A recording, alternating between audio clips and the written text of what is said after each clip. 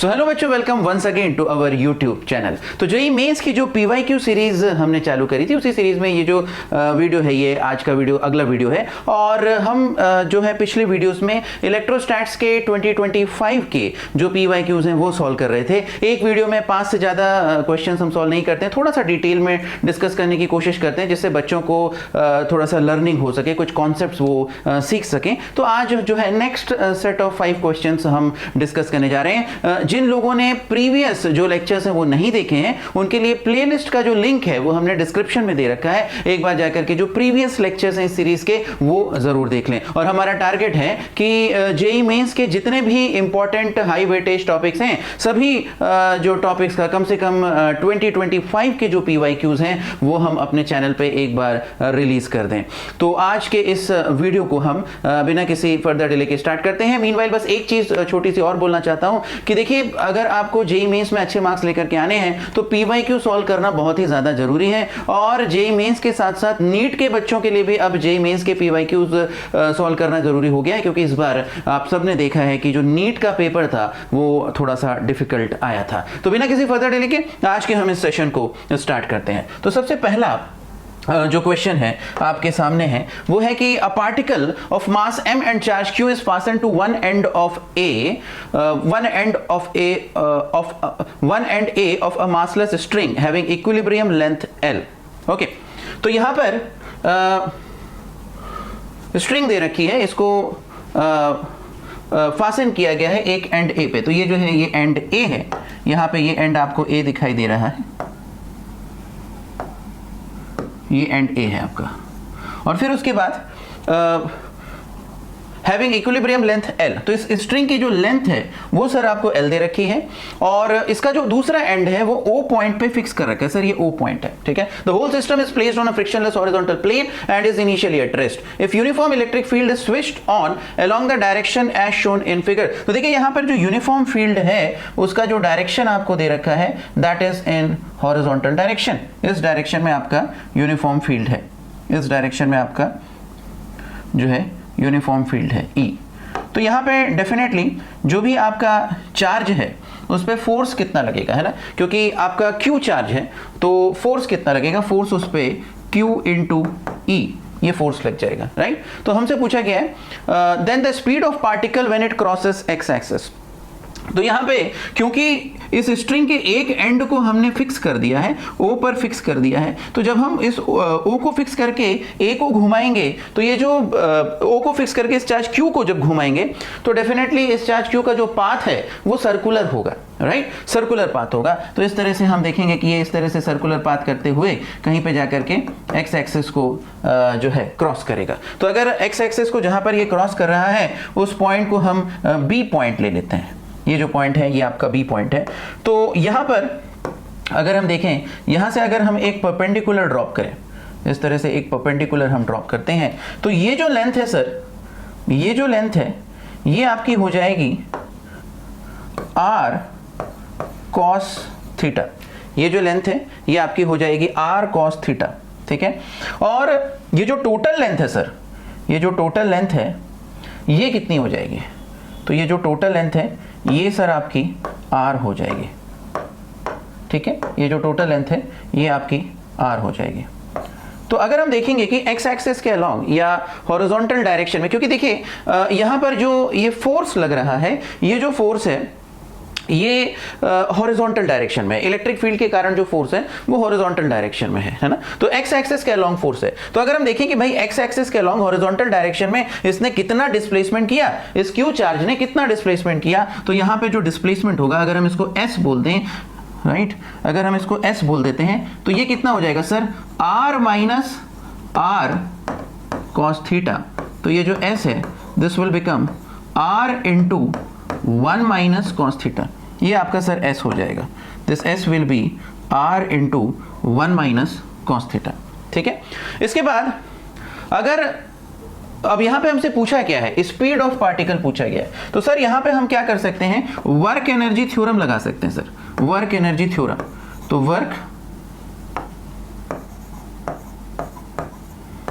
Energy theorem तो work energy theorem जब हम लगाएंगे तो वर्क एनर्जी थ्योरम क्या कहता है sir, work done by all forces that is equal to delta K, right. तो यहां पर अगर हम देखें तो इसमें केवल एक ही फोर्स लग रहा है, वो इलेक्ट्रिक फील्ड का फोर्स लग रहा है, राइट। यहां पर केवल एक ही फोर्स लग रहा है, वो इलेक्ट्रिक फील्ड का फोर्स लग रहा है। तो हम यहां पे क्या कहेंगे, केवल एक ही वर्क डन आएगा। वो किसका वर्क डन आएगा, इलेक्ट्रिक फील्ड का जो फोर्स है उसका वर्क डन आएगा, इलेक्ट्रिक फील्ड के फोर्स का वर्क डन आएगा। तो हम यहां पे लिख सकते हैं कि work done by electric force is equal to delta K. अब यहां पे work done by electric force कितना होगा सर, फोर्स इनटू डिस्प्लेसमेंट। अब फोर्स एक्स एक्सिस के अलोंग है तो हम डिस्प्लेसमेंट भी किस डायरेक्शन में लेंगे, चेक करेंगे, एक्स एक्सिस के अलोंग ही डिस्प्लेसमेंट देखेंगे, राइट।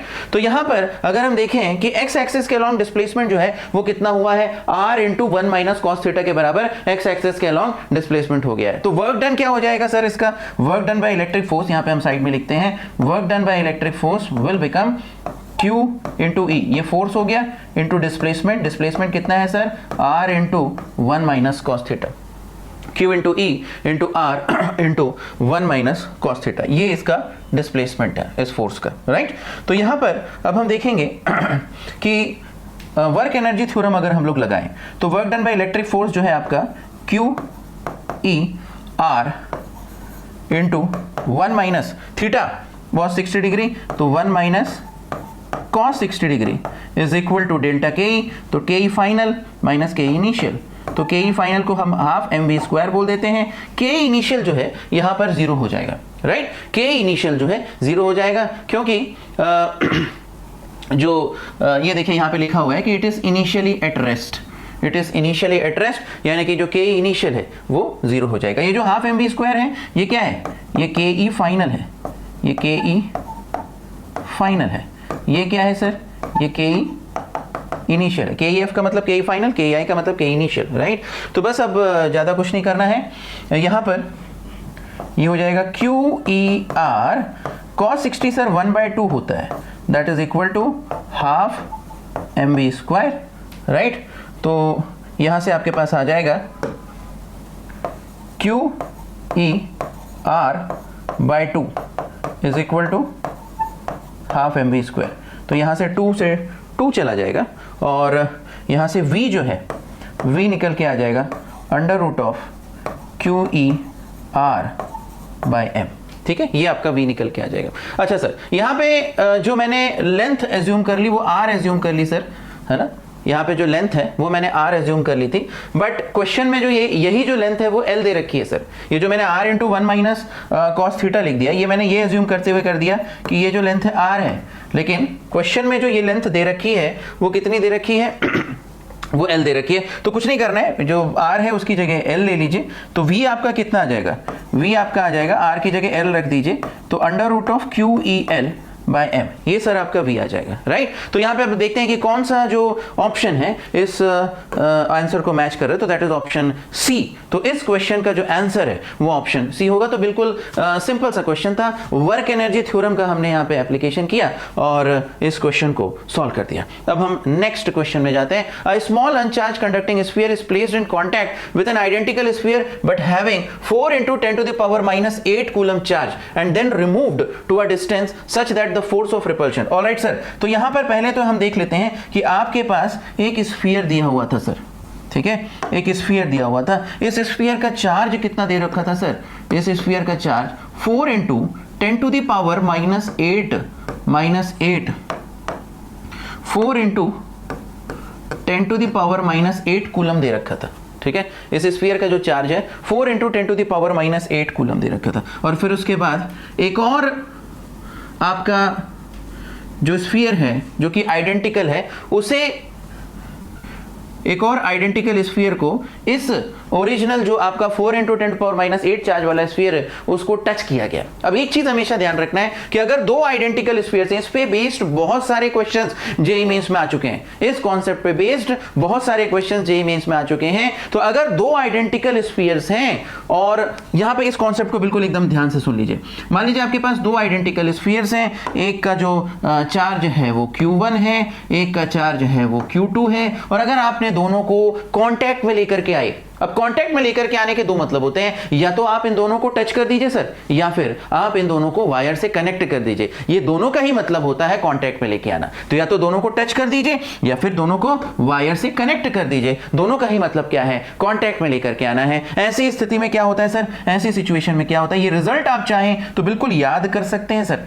ये जो रिजल्ट है इसको आप याद कर सकते हैं। तो ऐसी सिचुएशन में ऑफ कोर्स इसको प्रूव भी किया जा सकता है कि ये जो रिजल्ट है कैसे प्रूव कर सकते हैं कि जब आप दो कंडक्टर्स को आपस में टच करते हो या दो कंडक्टर्स को वायर से कनेक्ट करते हो तो दोनों का पोटेंशियल सेम हो जाता है, और अगर दोनों आइडेंटिकल है तो जो टोटल चार्ज है दोनों में इक्वली डिस्ट्रीब्यूट हो जाएगा। तो यहाँ पे जो टोटल चार्ज था दोनों का मिला करके वो Q1 प्लस Q2 था। तो कनेक्ट करने के बाद क्योंकि दोनों आइडेंटिकल थे तो दोनों का जो टोटल चार्ज है वो दोनों में इक्वली डिस्ट्रीब्यूट हो जाएगा, यानी कि ये हो गया Q1 प्लस Q2 बाय 2, और यहां पर भी हो गया Q1 plus Q2 bye 2, right. तो वही कॉन्सेप्ट सर यहां पे लगने वाला है। अब देखिए यहां पे अगर हम इस स्फीयर को बोलें, सपोज ये स्फीयर A है और ये स्फीयर B है, तो B तो सर अनचार्ज था, A में चार्ज 4 × 10⁻⁻8 था, यानी कि जो टोटल चार्ज था वो कितना था सर, 4 × 10⁻⁸ का चार्ज था, राइट। अब दोनों को आपने टच किया तो दोनों में जो चार्ज है वो कितना हुआ, टोटल चार्ज 4 × 10⁻⁸, दोनों में आधा आधा डिवाइड हो गया।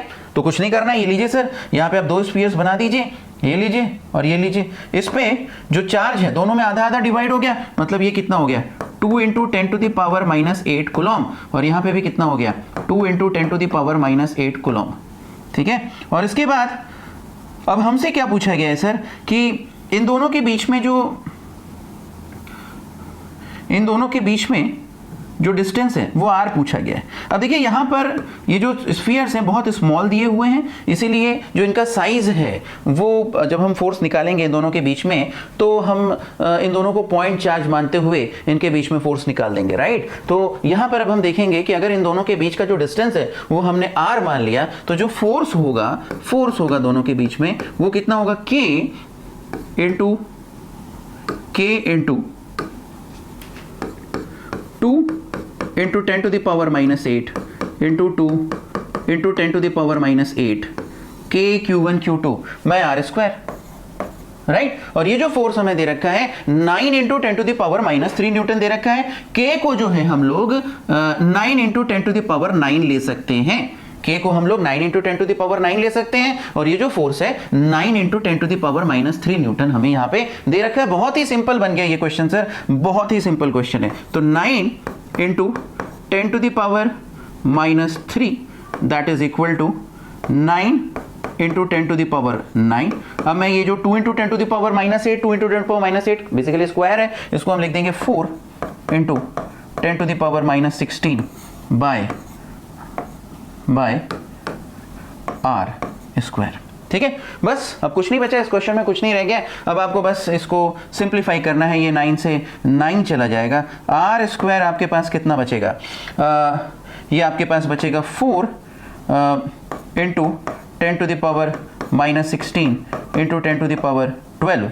तो बेसिकली r² आपके पास बचेगा 4 × 10⁻⁻4, राइट। और बस अब अंडर रूट ले लेंगे तो r क्या बचेगा, r आपके पास क्या बचेगा sir, r will be equal to 2 × 10⁻⁻2 metre, या फिर हम इसको बोल सकते हैं 2 सेंटीमीटर, राइट। तो बहुत ही सिंपल सा क्वेश्चन था। यहाँ पे जो कॉन्सेप्ट आपको पता होना चाहिए, जो रिक्वायर्ड कॉन्सेप्ट आपको पता होना चाहिए वो क्या पता होना चाहिए सर, कि अगर दो कंडक्टिंग आइडेंटिकल स्फीयर्स हैं उनको यदि आपने टच किया या फिर आपने उनको वायर से कनेक्ट कर दिया तो फिर क्या होगा, दोनों में जो टोटल चार्ज है, दोनों का मिला के जो टोटल चार्ज है, क्योंकि दोनों आइडेंटिकल स्फीयर्स हैं, दोनों में इक्वली डिस्ट्रीब्यूट हो जाएगा। अगर आइडेंटिकल नहीं है तो इक्वली डिस्ट्रीब्यूट करने की गलती मत करिएगा, है ना। उसको वो कितना चार्ज आएगा, किस रेशियो में आएगा, वो आप पोटेंशियल बराबर करके निकाल सकते हैं। लेकिन इस केस में क्योंकि दोनों आइडेंटिकल थे इसीलिए जो टोटल चार्ज था वो इक्वली डिस्ट्रीब्यूट हो गया। ऑलराइट, तो ये एक और क्वेश्चन हमने इस तरह से सॉल्व किया। अब हम आगे बढ़ते हैं। यहाँ पे एक और क्वेश्चन आपके सामने दिया हुआ है। इस क्वेश्चन को देखिए, इसमें क्या दे रखा है, इन फर्स्ट कॉन्फ़िगरेशन 1, देखिए ये कॉन्फ़िगरेशन 1 यहाँ पे दे रखा है, ये कॉन्फ़िगरेशन 1 यहाँ पे दे रखा है। 4 आइडेंटिकल चार्जेस, सर ये Q0 है, ये Q0 है, इसको आप Q0 बना लीजिए, ये Q0 है, ठीक है। तो 4 identical charges Q not are kept at corners ABCD of a square of side length A. In the second configuration, the same charges are shifted to midpoints G, E, H and F, okay, of the square. अब K को 1/4 pi epsilon not लेना है और दोनों कन्फिग्रेशंस के बीच में हमें potential energy निकालनी है, राइट। तो अब हमें सबसे पहले इस क्वेश्चन को करने के लिए हम क्या करते हैं, पहले तो जो 4 चार्ज सिस्टम होता है, 4 चार्ज सिस्टम, देखिए यहां पे हमें एक स्क्वायर दे रखा है। इस स्क्वायर के अगर हम देखें 4 कॉर्नर्स पे Q not, Q not, Q not, ठीक है।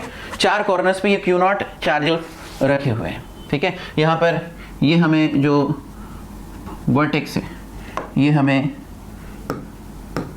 A, B, C, D दे रखा है, राइट। तो अब हमें इस कॉन्फ़िगरेशन की सबसे पहले पोटेंशियल एनर्जी कैसे निकालनी है ये पता होना चाहिए।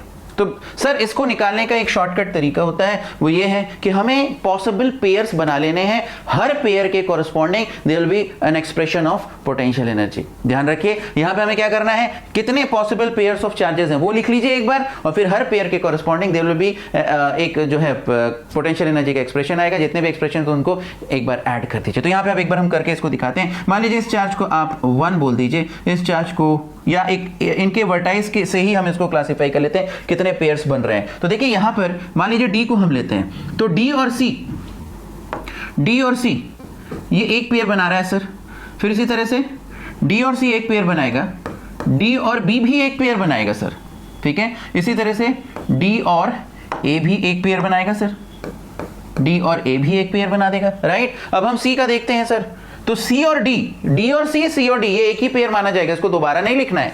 तो C का एक कॉम्बिनेशन बनेगा किसके साथ, B के साथ, तो C और B एक पेयर बनाएंगे। इसी तरह से C का एक कॉम्बिनेशन बनेगा A के साथ, तो C और A एक पेयर बनाएंगे। अब इसके बाद हम बात करें B की, है ना। तो B का एक कॉम्बिनेशन C के साथ बनेगा, लेकिन वो ऑलरेडी हमने CB कॉम्बिनेशन में ले लिया है, एक ही बार लेना है, एक पेयर को एक ही बार लेना है। तो अब B का कॉम्बिनेशन और किसके साथ बनेगा, B का कॉम्बिनेशन अब A के साथ बन जाएगा सर, और B का कॉम्बिनेशन D के साथ भी बन जाएगा, B का कॉम्बिनेशन हमारा D के साथ भी बन जाएगा। सॉरी, B और D का कॉम्बिनेशन हम ऑलरेडी ले चुके हैं, B और D का कॉम्बिनेशन हम ऑलरेडी ले चुके हैं। तो यहाँ पे 6 पॉसिबल पेयर्स जो हैं वो बनेंगे, और ऑलरेडी हमने 6 पॉसिबल पेयर्स लिख दिए हैं। अब हर पेयर के कॉरस्पॉन्डिंग सर हमें पोटेंशियल एनर्जी लिख देनी है for every corresponding pair of interacting charges. यहाँ पे क्या हो रहा है, D और C आपस में इंटरैक्ट कर रहे हैं सर, इनके बीच में डिस्टेंस कितनी है, इनके बीच में डिस्टेंस यहाँ पे जो साइड लेंथ है वो A दे रखी है, तो इनके बीच की जो डिस्टेंस होगी वो सर A दे रखी है, ठीक है। तो हर पेयर ऑफ इंटरैक्टिंग चार्जेस के लिए there will be one expression of potential energy. तो D और C के इंटरैक्शन के लिए आपकी जो पोटेंशियल एनर्जी का एक्सप्रेशन आएगा वो कितना आएगा sir, K Q not square by A, ये निकल के आएगा। इसी तरह से D और B के इंटरैक्शन के लिए तो देखिए K Q not square by, अब देखिए D और B के बीच का डिस्टेंस कितनी है, डायगोनल है सर, तो A√2 ये आएगा, राइट। D और A के इंटरैक्शन के लिए sir K Q not square by A आएगा। C और B के इंटरैक्शन के लिए again K Q not square by A आएगा।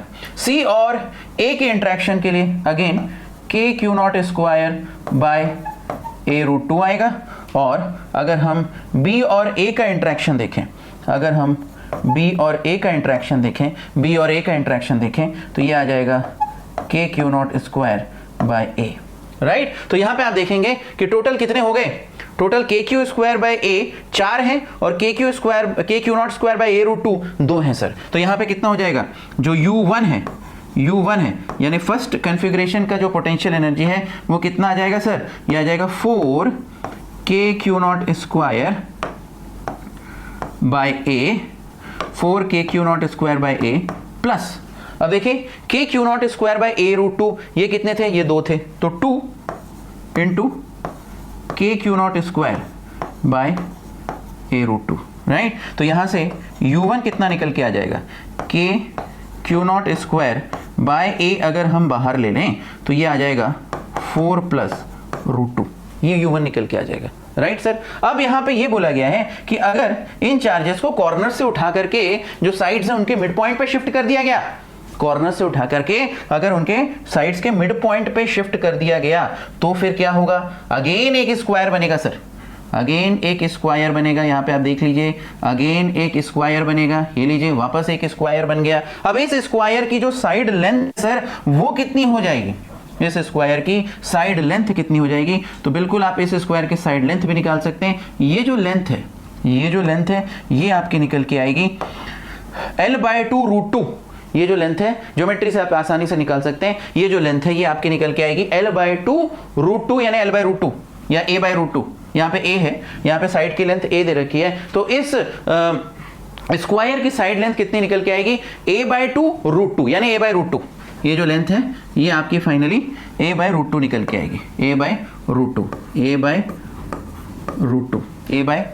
राइट, a/√2 आएगी। तो बस अब कुछ नहीं करना है सर, a लेंथ के स्क्वायर के लिए हमने पोटेंशियल एनर्जी निकाल ली है, a/√2 लेंथ के स्क्वायर के लिए एक बार फिर से निकाल लेंगे, कोई दिक्कत नहीं है। तो u2 ये यहाँ पे हम वापस अब a लेंथ के स्क्वायर के लिए निकाल लिया, तो अब यहाँ पे a/√2 लेंथ के स्क्वायर के लिए जब निकालना होगा तो a की जगह क्या रख देंगे, a की जगह सिंपली a/√2 लिख देंगे, बस हो गया। तो u2 क्या हो जाएगा, kq0 square by a/√2 into 4 + √2, ठीक है, ये आ जाएगा। तो यहां से हम देखेंगे कि u2 कितना निकल के आ रहा है, u2 आपका निकल के आएगा √2 times kq0 square by a into 4 + √2। अब सर यहाँ पे हमसे पूछा क्या गया था, यहाँ पर हमसे u1 माइनस u2 पूछा गया है ना, the difference between the potential energies of configuration 2 and 1। तो बेसिकली यहाँ पर हमें u2 माइनस u1 पूछा गया है, यहाँ पे हमें बेसिकली u2 माइनस u1 पूछा गया। तो चलिए इसको भी निकाल देते हैं 2 मिनट में, u2 माइनस u1 जो है वो हम आसानी से निकाल सकते हैं। अब ये वाला जो पोर्शन है थोड़ा सा मैं रब कर दे रहा हूँ क्योंकि स्पेस नहीं है, ठीक है, तो इस पोर्शन को मैं रब कर रहा हूँ, ऑलरेडी आपने देख लिया है कि कैसे उसको करना है। तो u2 माइनस u1 ये जब आप निकालोगे तो ये क्या निकल के आएगा, u2 माइनस u1, तो यहाँ पे ये आ जाएगा kq0 square by a, okay, और ये आ जाएगा 4 + √2 राइट, और इंटू √2 माइनस 1 राइट। तो ये कितना आ जाएगा, ये आ जाएगा kq0 square by a into 4√2 minus 4 plus 2 minus √2। तो ये आ जाएगा kq0 square by a into ये हो जाएगा 3√2 minus 2, kq0 square by a 3√2 minus 2, ठीक है। तो यहाँ पर ये जो ऑप्शन है ये डी ऑप्शन यानी कि फोर्थ ऑप्शन से मैच हो रहा है, kq0 square by a 3√2 minus 2। तो ये जो है ये इसका आंसर रहेगा, ठीक है। तो यहाँ पर बिल्कुल सिंपल था, सबसे पहले आपको वो जो 4 चार्ज सिस्टम है उसका पोटेंशियल एनर्जी निकालना आना चाहिए। बहुत सिंपल है कि for every corresponding pair of charge आपको उसके जो है एक एक्सप्रेशन ऑफ पोटेंशियल एनर्जी मिल जाएगा। तो पॉसिबल पेयर सारे लिख लीजिए, उनके कॉरस्पॉन्डिंग क्योंकि हर पेयर जो है आपस में इंटरेक्ट करता है तो उसके कॉरस्पॉन्डिंग पोटेंशियल एनर्जी लिख लीजिए, ऐड कर दीजिए। और यहाँ पर बहुत सिंपल था क्योंकि जब आप u1 है वो साइड लेंथ a के लिए निकाल रहे थे और फिर जब u2 निकालोगे तो साइड लेंथ a/√2 हो गई, तो उसके लिए निकाल दिया, सब्ट्रैक्ट कर दिया, आपका आंसर जो है वो निकल करके आ गया। So that's it. और फिर इसके बाद अगला हम क्वेश्चन और देख लेते हैं कि consider a parallel plate capacitor of area A and separation D between the plates. Yes sir, तो यहाँ पर हमें क्या दे रखा है कि आपके पास एक पैरेलल प्लेट कैपेसिटर दे रखा है, एक पैरेलल प्लेट कैपेसिटर आपको यहाँ पे दे रखा है सर, ओके। यहाँ पे इसका जो एरिया है ये A दे रखा है सर, इस पैरेलल प्लेट कैपेसिटर का जो प्लेट्स का एरिया दे रखा है वो A दे रखा है, और यहाँ पर जो दोनों के बीच की डिस्टेंस दे रखी है वो हमें D दे रखी है सर, दोनों के बीच की डिस्टेंस हमें D दे रखी है, ठीक है। अब हमसे क्या पूछा है कि if E is the electric field and epsilon naught is the permittivity of free space between the plates, then potential energy stored in the capacitor is। तो यहाँ पर जो कॉन्सेप्ट यूज होने वाला है सर वो एनर्जी डेंसिटी का use होने वाला है, एनर्जी डेंसिटी, तो जो इलेक्ट्रिक फील्ड की एनर्जी डेंसिटी होती है वो कितनी होती है? Energy density is nothing but it is energy per unit volume, half epsilon not E square. What is energy density? Energy density is energy, it is energy per unit volume. तो electric field के कारण जो energy होती है that is half epsilon not E square, right. तो अगर total energy की हमें बात करनी है, टोटल एनर्जी की बात करनी है तो हम क्या करेंगे? एनर्जी डेंसिटी में वॉल्यूम को मल्टीप्लाई कर देंगे, सिंपल है. अगर टोटल एनर्जी की बात करें, this is energy per unit volume, right. तो अगर टोटल एनर्जी की बात करनी है तो energy density into volume, right. तो यहां पे हम लिख सकते हैं कि total energy is energy density into volume. That's it, energy density into volume. ठीक है. तो बस अब कुछ नहीं करना है. ये जो प्लेट्स है इनके बीच का वॉल्यूम कितना है सर? प्लेट्स के बीच का वॉल्यूम कितना होगा? Area into distance between the plates. तो यहाँ पे जो वॉल्यूम निकल के आएगा सर वो कितना है? वॉल्यूम जो है इनका वो A इंटू डी है, ये वॉल्यूम है. तो बस अब जो टोटल एनर्जी होगी वो कितनी होगी? Total energy that is half epsilon not E square into A into D. तो अब यहाँ पे देखते हैं कि कौन सा ऑप्शन यहाँ पे मैच हो रहा है. तो half epsilon not E square into A into D. तो जो डी ऑप्शन है, सबसे लास्ट वाला ऑप्शन है, वो यहाँ पे मैच हो रहा है. ठीक है, वो यहाँ पे मैच हो रहा है. तो ये भी बहुत सिंपल क्वेश्चन था. इसमें क्या कॉन्सेप्ट यूज हुआ? इसमें जो इलेक्ट्रिक फील्ड की एनर्जी डेंसिटी है उसका फॉर्मूला आपको याद होना चाहिए. अगर वो याद है तो आप आराम से इस क्वेश्चन को सॉल्व कर पाओगे. और फिर आज का जो है ये लास्ट क्वेश्चन है. मुझे लग रहा है कि थोड़ा आपको स्क्रीन में छोटा दिख रहा होगा बट ये क्वेश्चन अपने आप में थोड़ा सा बड़ा क्वेश्चन है, इंक्लूडिंग ऑप्शन थोड़े से बड़े हैं. हाँ, यहाँ पे एक चीज बता दूं कि इस क्वेश्चन में थोड़ा सा प्रॉब्लम था क्योंकि कोई भी ऑप्शन जो यहाँ पे दिया हुआ है, यानी कि एक जो यहाँ पे लिस्ट 1 में एक ऑप्शन है वो किसी भी लिस्ट 2 के ऑप्शन से मैच नहीं होता है. तो थोड़ा सा इस क्वेश्चन में गड़बड़ है, लेकिन फिर भी हम इसको जल्दी से सॉल्व कर देते हैं. तो देखिए यहां पर सबसे पहले देखते हैं ये वाला पोर्शन, मैच द फॉलोइंग का ये क्वेश्चन है. सबसे पहले ये दे रखा है. तो आप जो वीडियो है जब आप देखेंगे तो उसको फुल स्क्रीन कर लीजिएगा. तो मुझे लग रहा है कि उम्मीद है कि ये दिखाई दे जाएगा. तो electric field inside R greater than 0 from centre of a uniformly charge. देखिए spherical shell, uniformly charge spherical shell जिसका सरफेस डेंसिटी सिग्मा और radius, surface charge density sigma और रेडियस आर दे रखा है. एक चीज हमेशा आपको ध्यान रखना है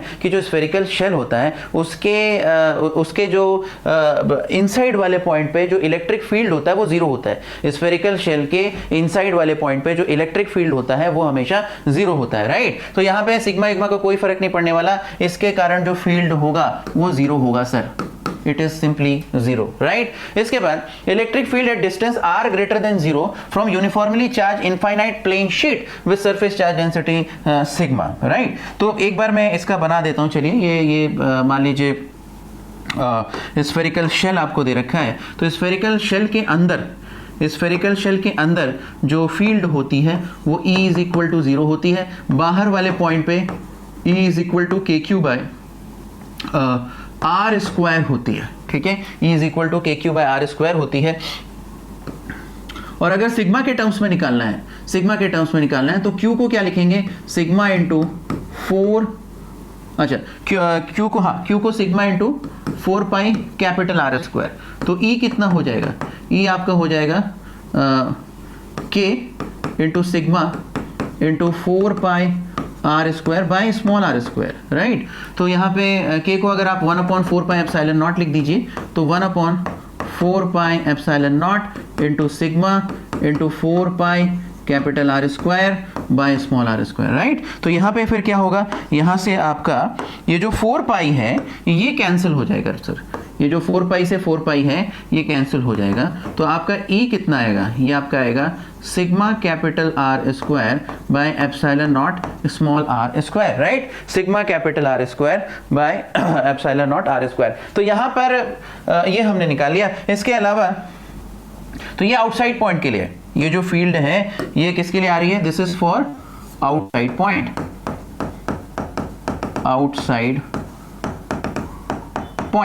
ये आउटसाइड पॉइंट के लिए फील्ड है, okay.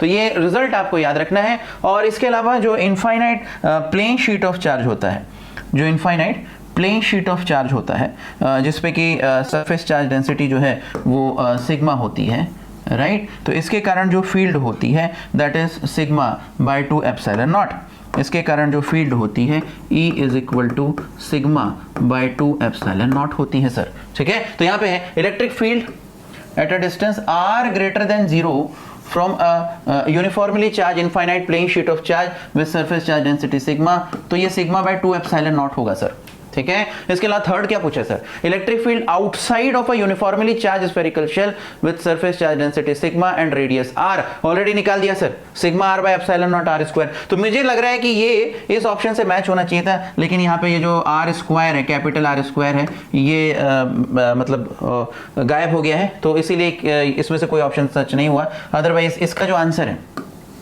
Electric field outside of a uniformly charged spherical shell with surface charge density sigma and radius r, वो ये आ जाएगा sigma capital R square by epsilon naught small r square, where capital R is the radius, right? Capital R is the radius of the spherical shell, ठीक है। Electric field between two oppositely charged infinite plane parallel sheets with uniform surface charge density sigma। देखिए sir ये भी बहुत आसान है, capacitor में इसका यूज आता है सर। कैपेसिटर में आपको दो प्लेट्स के बीच में फील्ड निकालना तो आता ही होगा सर। ये सिग्मा है, ये माइनस सिग्मा है, तो यहाँ पे जो प्लस सिग्मा है और माइनस सिग्मा है दोनों के कारण फील्ड क्या होगा, तो प्लस सिग्मा के कारण जो फील्ड है it is sigma by 2 epsilon not, और माइनस सिग्मा के कारण जो फील्ड होगा again it will be sigma by 2 epsilon not. Plus sigma के कारण क्या होगा, रिपल्सिव फील्ड, तो sigma by 2 epsilon not. Minus sigma के कारण अट्रैक्टिव फील्ड, तो सेम डायरेक्शन हो जाएगी, तो इसलिए sigma by 2 epsilon not minus sigma by 2 epsilon not, दोनों का जो एडिशन होगा सर, दोनों का जो एडिशन होगा it will be sigma bye epsilon not. अगर दोनों को आप ऐड कर देंगे तो सिग्मा बाय एप्सिलॉन नॉट, ठीक है। तो इसका जो आंसर आएगा कि electric field between two oppositely charge infinite plane parallel sheets with uniform surface charge density, sir इसका जो आंसर आएगा वो सिग्मा बाय एप्सिलॉन नॉट आएगा, ठीक है। तो बस दैट्स इट। और यहाँ पे क्योंकि इधर पे ये आर स्क्वायर गायब था ऑप्शन में, इसीलिए कोई भी जो आंसर है वो मैच करने का कोई फायदा नहीं है, और सबका जो रिजल्ट है वो मैंने लिख दिया है। तो एक चीज़ हमेशा ध्यान रखें कि जो रिजल्ट्स हैं, जितने भी इलेक्ट्रिक फील्ड्स हैं, जो स्टैंडर्ड चार्ज डिस्ट्रीब्यूशन के कारण इलेक्ट्रिक फील्ड, वो सारे के सारे आपके दिमाग में होने चाहिए, रटे हुए होने चाहिए, सबके ग्राफ भी आपको याद में होने चाहिए, है ना। आप अगर प्रीवियस वीडियोज उठा करके देखेंगे तो ये जो सिग्मा बाय 2 एप्सिलॉन नॉट वाला जो फॉर्मूला बार बार यूज हुआ है ना, शेल के कारण जो फील्ड है उसका भी शायद एक आध दो क्वेश्चन में यूज आ चुका है। तो ये कॉमन फॉर्मूला है ना, हर साल अगर ये आप देखेंगे तो हर साल इस पे बेस क्वेश्चंस कुछ ना कुछ जो है पूछ लिए जाते हैं। तो आज का जो वीडियो है फिर हम यहीं पे अब फिनिश करते हैं, क्योंकि दैट्स इट, ये जो है सारे जो क्वेश्चन हमने कंप्लीट कर लिए हैं। तो आई होप कि आज का ये जो वीडियो है आपके लिए हेल्पफुल रहा होगा। कमेंट करके हमें बताइए कि किस तरह से आपको हेल्प मिली और किस तरह से आप इससे प्रैक्टिस कर रहे हैं, और किस तरह के वीडियो हम अपने चैनल पे लेके करके आएँ, ये भी कमेंट करिए। और अगर आपको लगता है कि इस वीडियो से आपका फायदा हुआ तो इस वीडियो को लाइक कर दीजिए, शेयर कर दीजिए, हमारे चैनल को जो है सब्सक्राइब कर दीजिए, और फिर मिलते हैं अगली वीडियो में। Till then wish you all the best, take care, bye bye.